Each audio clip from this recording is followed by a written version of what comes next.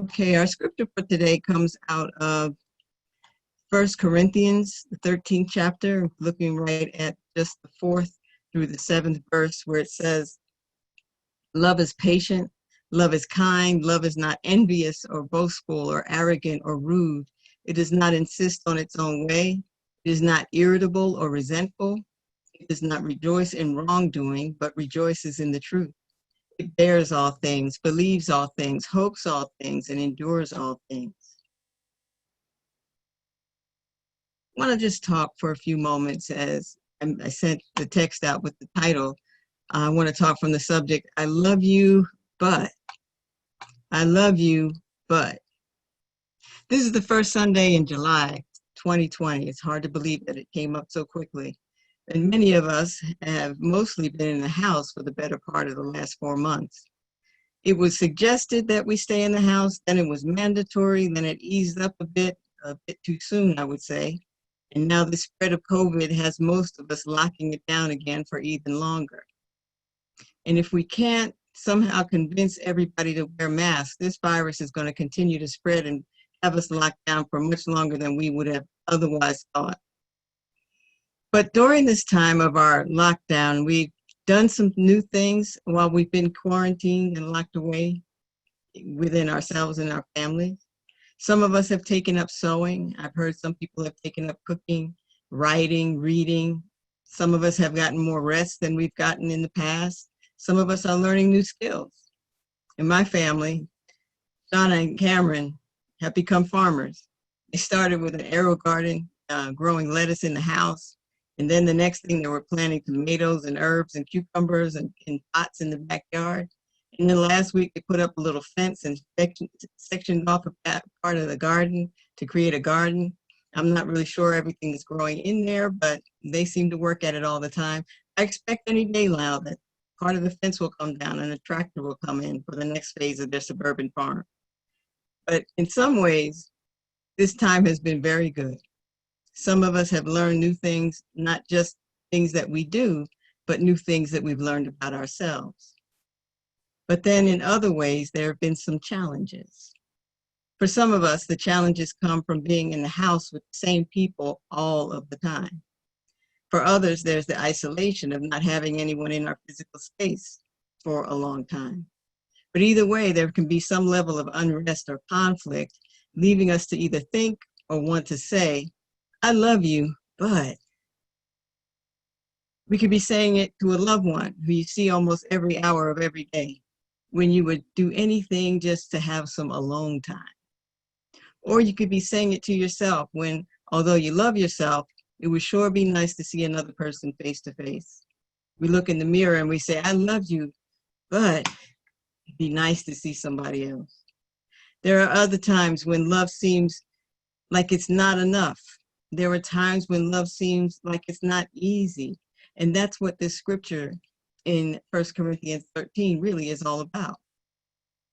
You know, today was one of those days I was conflicted about whether I should try to use this text, because 1 Corinthians 13 is one of those well-known scriptures that it's not easy to preach because people have seemingly heard everything there is to be said about it. It's one of, if not the most frequently used passage of scripture that people use at weddings because it speaks about love. And when I read or hear, when we read the full text, our minds sometimes filled with these images of brides and grooms and flower girls and ring bearers and beautiful flowers. At least we think of smooth relationships, loving relationships. The way it's read usually makes us think that love is free and easy. But that's only if we consider the scripture out of context. If we look at the full context of the scripture, we realize that this text affirms love so strongly because it was written for a community that was in conflict. To us, it might sound silly in 2020, but in the early church, there was huge upheaval because people were arguing over which spiritual gift was the greatest. Was it the gift of prophesying, if it's teaching, if it's working miracles or healing, speaking in tongues or interpretation? They were having huge disagreements, and it was about to tear the community apart. And that's why Paul, or someone who was writing in the voice of Paul in the early first century, addressed this community to try to restore peace and love and to avert destruction. In every conflict, there has to be some voice of reason who can look into a situation and initiate some sort of resolution before it's too late. Similar to the Corinthian situation in Paul's day, we experience moments of conflict in our life. Whether we live in a family of one or a household of 10, there can be times of conflict, there can be trying times that bring about interpersonal or intrapersonal conflict, and something needs to be done to mitigate the risks of damaged relationships, even our relationship with ourselves. When it comes to interpersonal conflict, this is the natural outcome of human interaction. We all have our thoughts and our desires, our needs, our wants, and our ways. And when two people come together, these things don't always align. This misalignment is often more pronounced when we're forced to be close for an extended period of time. It's easy to overlook some things in short bursts, and even in longer stretches of time when we know when the end is, when we know there's a means of escape. But when you don't see the end on their horizon, then irritation can become conflicts. In families, those stressors can multiply. It doesn't mean that love's not there. It's just hidden behind a mask of frustration. It's not that someone in the household has suddenly become a slob. They've been a slob. You just didn't see it because you didn't have to see it all the time. It's not that someone just started talking incessantly. They've always done that. But it was easier when you could say, you need to leave now, and you could actually leave the house and go somewhere else. Many things are easier if we take it in small doses, but extended release frustrations can really wear us down. Similar experiences can also take place in our intrapersonal existence, in our interaction with ourselves. Sometimes, some of us have been sheltered in place with ourselves so long that we long for more than just sharing our own company. Too much time alone can leave us locked into our own thoughts and fears too long, with nobody to help us to process or to help us get out of our own head. And I'm not saying there's nothing wrong with talking to yourself. As a matter of fact, my grandmother taught me that there's something good about it. I lived with my grandmother for a while when I was a senior in high school through my first 2 years of college. And one day I was walking through the house and I heard my grandmother talking, and I thought she was talking to me. So I said, "Grandma, are you talking to me?" And she replied to me, "No, baby, I'm talking to somebody who knows something. I'm talking to myself." It was funny, but truthfully, we need others with whom we can share our thoughts with sometimes, and sometimes we do need to talk to ourselves. But in either case, whether it be interpersonal relationships or intrapersonal relationships, we look at ourselves or look at each other sometime and say, "I love you, but I really need something different right now." Of course, we can talk to God about everything. We can talk to God about anything. But sometimes we need something a bit more tangible, like the guidance Paul was providing to the church at Corinth.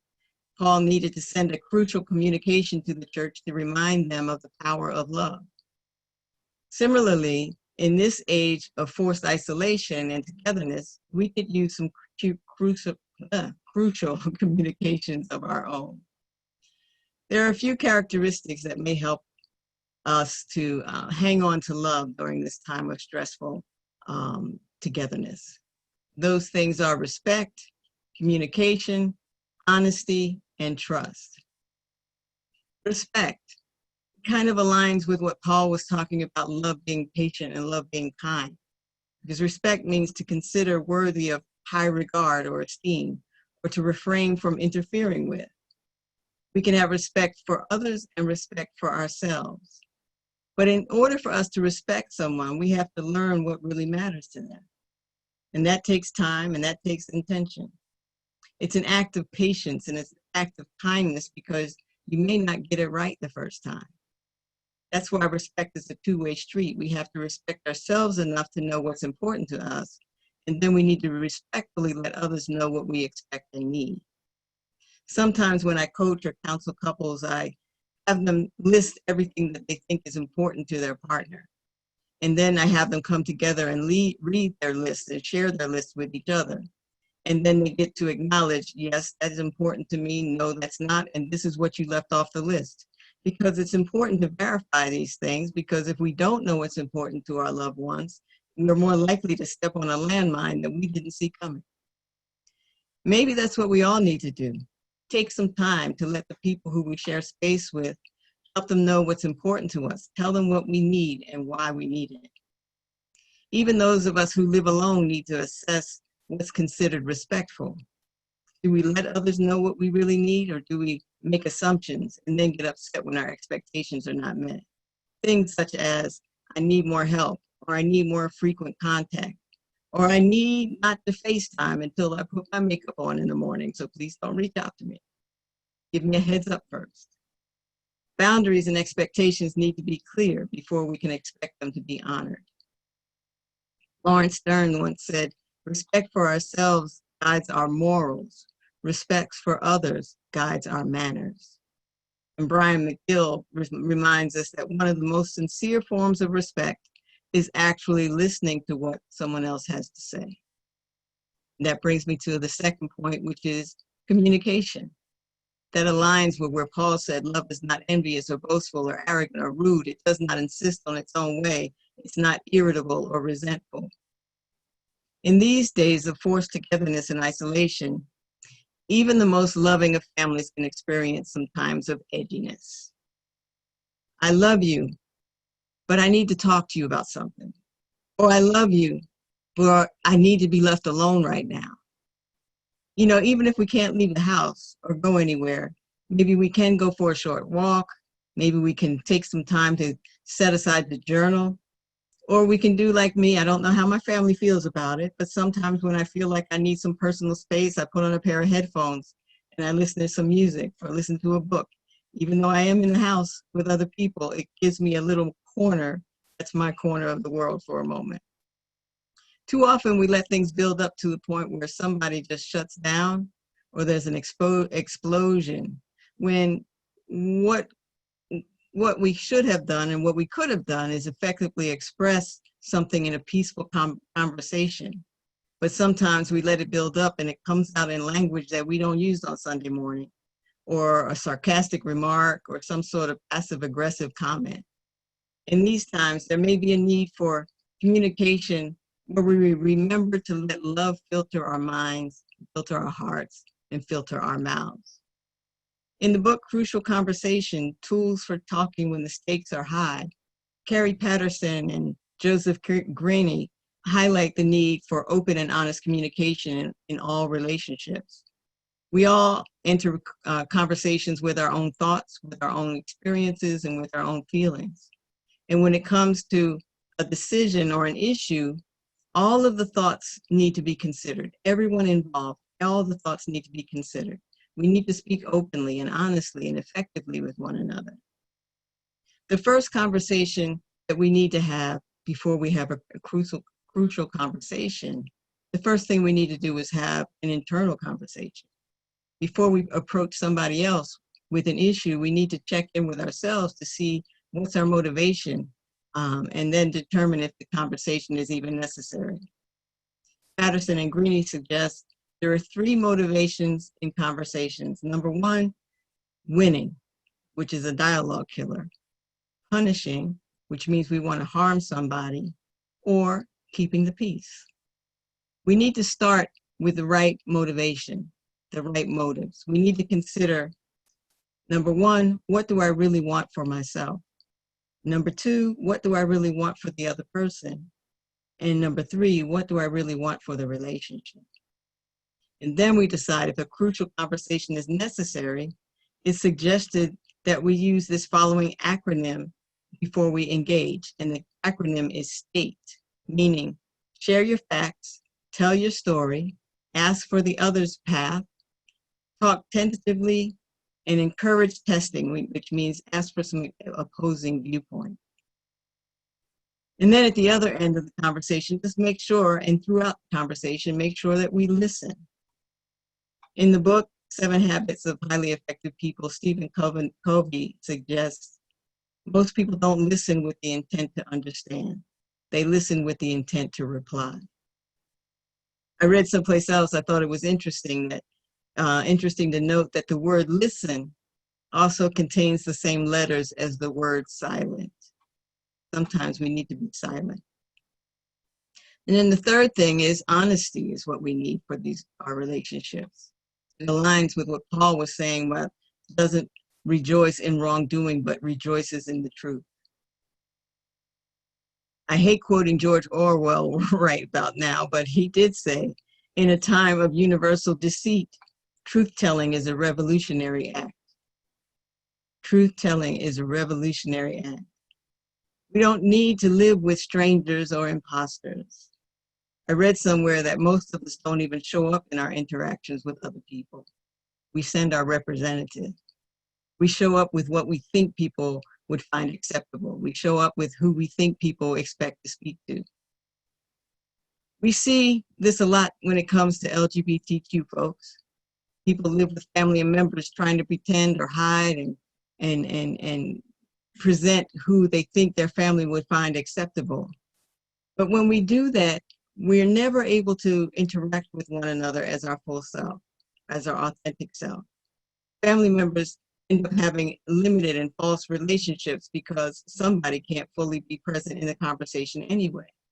And it's not just around sexual orientation or gender identity. We keep closeted about a lot of different things in our family. We keep things away from one another that we would be able to have more honest and open conversation if we were able to move beyond those things. Some of us are kept closeted by shame that we've been carrying, or silence that we've been holding on to, or fear that keeps our truth locked in. We don't share how we really feel and what we really think or who we really are because we're afraid. But if we're going to have really meaningful conversation and relationships with our loved ones and even with ourselves, we need to be able to move beyond, get out of those closets of shame and fear, and be able to let someone know what's really going on. We need to make it safe for us to be honest with one another. We need to really get to know our loved ones, not their representative. Thomas More said, we need people in our lives with whom we can be as open as possible, to have real conversations with people that may seem like such a simple, obvious suggestion, but it involves courage and it involves risk. The same thing is true if we live on our own. This is a good time to put the mask down. Some of us have been playing roles so long, we've lost contact with our own selves, our authentic self. Well, even Broadway is shut down these days. We don't need the actors right now. We don't need to act. What we need to do is take this time to figure out what makes us happy, to embrace our own greatness, to weed out the lies that we've internalized and celebrate the truth and the blessing that is our real self. With Simon Sinek, who said, trust is built on telling the truth, not telling people what they want to hear. And that brings us to the final point, which is trust, which aligns with Paul's believes all things and endures all things. We don't know how long we're going to be forced to stay inside with each other or by ourselves. There is still a virus out there that's making large numbers of people sick. We can't trust our government to take the lead in keeping us safe and healthy, so we must trust one another. No matter what anybody else says or doesn't say, please hear me when I say, please wear your mask, please maintain social distance, please wash your hands, please eat well, get rest, stay informed, but also guard your mind against too much negativity. Take things in small doses when it comes to news. Just do what you need to do to keep yourself happy and healthy. Trust things are going to get better. I don't know when, but I do trust that things will get better because I trust and have faith in God. I'm not like somebody else that goes by 45 who just says this is going to go away. It will eventually, but I trust God, and I know that we have to be a part of the answer. I like what Ralph Waldo Emerson said when he said, I have All the things that I have seen teaches me to trust the Creator for all that I have not seen. And I believe that things are going to get better for us. There may still be some troubled moments as we stay confined to our homes, but love still can have the last word. Love can be our North Star to always remind us what we're trying to get to as individuals, as families, and as communities. Paul knew about that as he tried to hold his community together in love.